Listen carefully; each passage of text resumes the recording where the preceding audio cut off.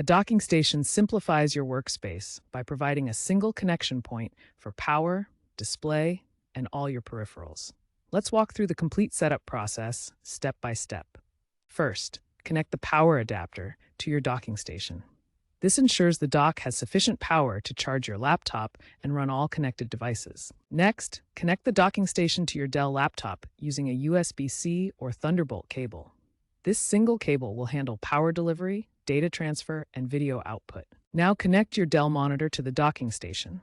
You can use either a DisplayPort cable for the best performance or an HDMI cable for broader compatibility. Finally, connect all your peripherals to the docking station. This includes your keyboard, mouse, Ethernet cable, and any other USB devices you need. Your docking station setup is now complete. You have a clean, efficient workspace where everything connects through a single cable to your laptop. This makes it easy to dock and undock your laptop while keeping all your peripherals and monitor connected.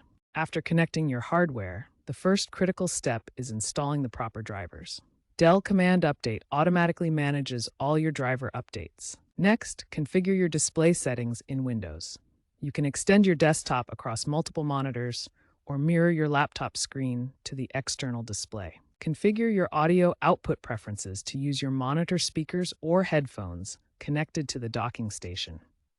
This ensures audio routes through your preferred device. Verify your USB-C and Thunderbolt settings for optimal performance.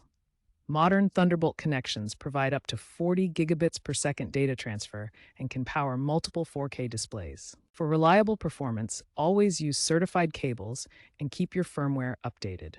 Regular driver updates through Dell Command Update ensure compatibility and optimal performance.